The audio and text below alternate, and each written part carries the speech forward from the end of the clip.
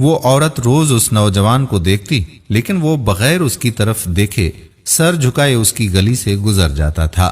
دیکھنے میں وہ کسی مدرسے کا طالب علم لگتا تھا، لیکن اتنا خوبصورت تھا کہ وہ دیکھتے ہی اسے اپنا دل دے بیٹھی، اور اب وہ چاہتی تھی کہ کسی طرح سے اس پر نظر التفات ڈالے، لیکن وہ اپنی مستی میں مگن تھا اور سر جھکائے زیر لب کچھ پڑھتا ہوا روزانہ ایک مخصوص وقت پر وہاں سے گزرتا اور کبھی آنکھ اٹھا کر نہ دیکھتا تھا۔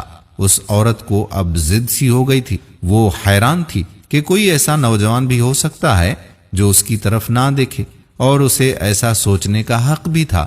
وہ اپنے علاقے کی سب سے امیر ترین اور خوبصورت ترین عورت تھی، خوبصورت اتنی کہ جب وہ باہر نکلتی تو لوگ اسے بے اختیار دیکھنے پر مجبور ہو جاتے تھے۔ اسے حیرت تھی کہ جس کی خوبصورتی کو دیکھنے کے لیے لوگ ترس رہے ہیں، وہ خود کسی کو پسند کرے اور وہ مائل نہ ہو، اس کی طرف دیکھنا گوارا نہ کرے۔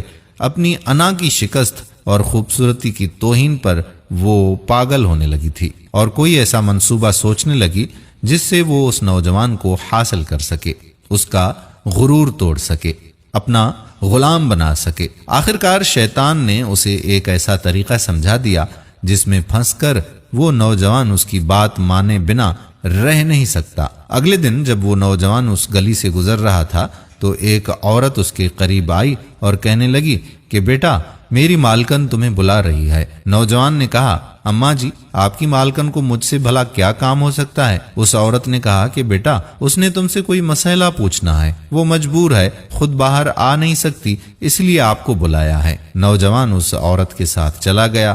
اس کے وہم و گمان میں بھی نہیں تھا کہ جو عورت اسے بلا رہی ہے اس کا منصوبہ کیا ہے، وہ کیا چاہتی ہے۔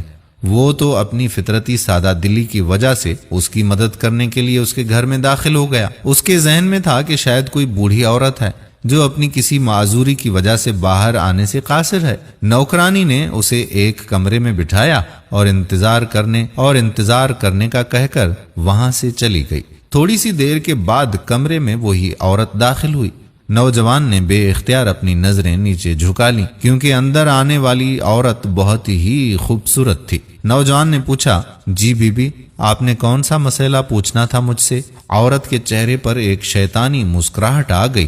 اس نے اپنے دل کا حال کھول کر اس کے سامنے رکھ دیا اور کہا کہ میری سب سے بڑی خواہش ہے کہ میں ایک دفعہ تمہیں حاصل کر لوں۔ نوجوان یہ بات سن کر کانپ گیا اور کہنے لگا، اللہ کی بندی، اللہ سے ڈرو، کیوں گناہ کی طرف مائل کر رہی ہو؟ اس نے عورت کو بہت سمجھایا، لیکن عورت پر تو شیطان کا غلبہ تھا۔ اس نے کہا کہ یا تو تم میری خواہش پوری کرو گے یا پھر میں شور مچاؤں گی کہ تم زبردستی میرے گھر میں داخل ہوئے ہو اور میری عزت پر حملہ کیا ہے۔ نوجوان بیچارہ یہ بات سن کر بہت ہی پریشان ہوا۔ اسے اپنی عزت کسی بھی طرح سے محفوظ نظر نہیں آ رہی تھی۔ اس کی بات مانتا تو گناہگار ہوتا، نہ مانتا تو لوگوں کی نظر میں برا بن جاتا۔ وہ علاقہ جہاں لوگ اس کی شرافت کی مثالیں دیا کرتے تھے، وہاں اس پر اس طرح کا الزام لگ جائے، یہ اسے گوارا نہیں تھا۔ وہ عجیب و غریب مصیبت میں بیچارہ پھنس گیا۔ دل ہی دل میں وہ اپنے اللہ کی طرف متوجہ ہوا اور اللہ سے مدد چاہی تو اس کے ذہن میں ایک ترکیب آ گئی۔ خواتین و حضرات، اس نے عورت سے کہا کہ ٹھیک ہے، میں تمہاری خواہش پوری کرنے کے لیے تیار ہوں، لیکن پہلے مجھے باتھ روم جانے کی حاجت ہے، مجھے جانے دیں۔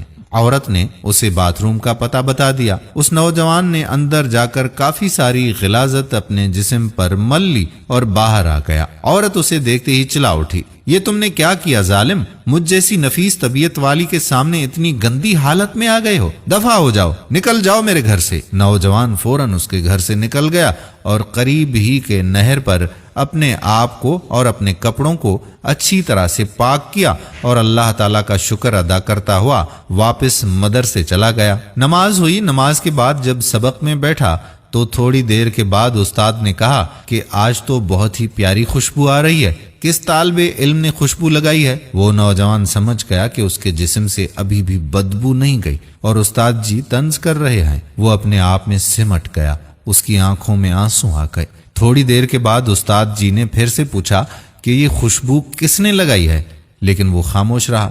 آخرکار استاد نے سب کو ایک ایک کر کے بلایا اور خوشبو سونگنے لگے۔ اس نوجوان کی باری آئی تو وہ سر جھکائے استاد کے سامنے کھڑا ہو گیا۔ استاد نے اس کے کپڑوں کو سونگھا تو خوشبو اس کے کپڑوں سے آ رہی تھی۔ استاد نے کہا کہ تم بتا کیوں نہیں رہے تھے کہ یہ خوشبو تم نے لگائی ہے؟ نوجوان رو پڑا، کہنے لگا استاد جی اب اور شرمندہ نہ کریں، مجھے پتا ہے کہ میرے کپڑوں سے بدبو آ رہی ہے، لیکن میں مجبور تھا۔ اس نے وہ پورا واقعہ اپنے استاد جی کو سنا دیا۔ استاد نے کہا کہ میں تمہارا مذاق نہیں اڑا رہا بیٹے، اللہ کی قسم کھا کر کہتا ہوں کہ تمہارے کپڑوں سے واقعی ایسی خوشبو آ رہی ہے جو میں نے آج سے پہلے کبھی سونگھی ہی نہیں ہے، اور یقیناً یہ اللہ تعالیٰ کی طرف سے ہے کہ تم نے اپنے آپ کو گناہ سے بچانے کے لیے اپنے آپ کو گندگی لگانا پسند کر لیا، لیکن اللہ تعالیٰ نے اس گندگی کو ایک ایسی خوشبو میں بدل دیا ہے جو کہ اس دنیا کی لگتی ہی نہیں، یہ جنت کی خوشبو لگتی ہے۔ دوستو کہتے ہیں کہ اس نوجوان کے جسم سے وہ خوشبو ہمیشہ آتی رہی۔ دوستو یہ پرہیزگاری ہوتی ہے اور یہ اپنے آپ کو بچانے کا اجر و ثواب ہوتا ہے۔ اللہ تعالیٰ کے ہاں کون سی چیز اور کون سا ہمارا عمل پسند آ جائے اور اس کے صدقے میں اللہ تعالیٰ ہم پر مہربان ہو جائے، اس کا پتہ نہیں۔ تو دوستو تقوی اختیار کریں، پرہیزگاری اختیار کریں۔ دوستو ہم امید کرتے ہیں کہ ہماری آج کی ویڈیو بھی آپ کو پسند ضرور آئی ہوگی اور صدقہ کی نیت سے اس ویڈیو کو زیادہ سے زیادہ شیئر کریں گے۔ آنے والی ویڈیو تک اپنے میزبان قادر بخش کلہوڑوں کو اجازت دیجیے۔ اللہ حافظ۔